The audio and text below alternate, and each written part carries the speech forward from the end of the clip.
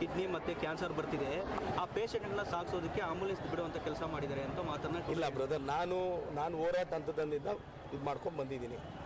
ಈಗ ಟೆರಿಷರಿ ಟ್ರೀಟ್ಮೆಂಟ್ ಆಗಬೇಕು, ಅದನ್ನು ಮಾಡಿಸೋ ಪ್ರಯತ್ನ ನಾನು ಮಾಡ್ತೀನಿ.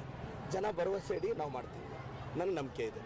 ಸರ್, ನೆಲಮಂಗಲ ಮತ್ತು ದೊಡ್ಡಬಳ್ಳಾಪುರ ಬೇಡದೇ ಇರ್ತಕ್ಕಂಥ ನೀರು ಚಿಕ್ಕಬಳ್ಳಾಪುರಕ್ಕೆ ಯಾಕೆ ಅನ್ನೋದು ಸಾರ್ವಜನಿಕ ವಲಯದಲ್ಲಿ ಚರ್ಚೆ. ಅವರು ಬೇಡ ಅಂತ ಹೇಳಿದಾರಷ್ಟೇ, ಅದನ್ನು ನಿಲ್ಸಕ್ಕೆ ಸಾಧ್ಯ ಆಗಿದೆಯಾ? ನಾನು ಹೇಳೋದು ಓರಲ್ ಸ್ಟೇಟ್ಮೆಂಟ್ಸಿಂದ ನಡೆಯಲ್ಲ. ಈಗ ನಾನು ಟೆರಿಷರಿ ಟ್ರೀಟ್ಮೆಂಟ್ ಪರ ಇದ್ದೀನಲ್ಲ, ನಾನು ಇದಕ್ಕೆ ನಮ್ಮ ಸಚಿವರು ಸಹಕಾರ ಕೇಳ್ತೀನಿ, MC ಸಾಹೇಬ್ರು ಸಹಕಾರ ಕೇಳ್ತೀನಿ, ಸುಬ್ಬಾರೆಡ್ಡಿ ಸಾಹೇಬ್ರು ಸಹಕಾರ ಕೇಳ್ತೀನಿ, ಪುಟ್ಟಸ್ವಾಮೇಗೌಡರು ಸಹಕಾರ ಕೇಳ್ತೀನಿ, ಮೇಲೂರು ರವಿಯಣ್ಣನ ಸಹಕಾರ ಕೇಳ್ತೀನಿ. ಆ 4 ಜನನೂ ನಾನು ನಿಯೋಗ ಮಾಡ್ತೀನಿ. ಆ 4 ಜನ ನನಗೆ ಸಹಕಾರ ಕೊಡಲಿ. ಎಲ್ಲ ಸರ್ವಪಕ್ಷ ನಿಯೋಗ ಮುಖ್ಯಮಂತ್ರಿಗಳ ಹತ್ರ ಹೋಗಿ ಮನವೊಲಿಸ್ತೀವಿ. ಸರ್, ಚಿಕ್ಕಬಳ್ಳಾಪುರಕ್ಕೆ ಬಡ್ಜೆಟ್ಟಲ್ಲಿ ಏನೆಲ್ಲ ಕೊಡುಗೆ ಬಂದಿದೆ ಸರ್? ಈಗ ಬಡ್ಜೆಟ್ಟು ಅದೊಂದು ಮುಂದೆ ಆಲೋಚನೆ ಇಟ್ಕೊಂಡು ಮಾಡಿರೋ ಬಡ್ಜೆಟ್ಟು. ನಮ್ಗೆ UGDಗೆ ಆಲ್ರೆಡಿ 30 ಕೋಟಿ ಕೊಟ್ಟಿದ್ದಾರೆ.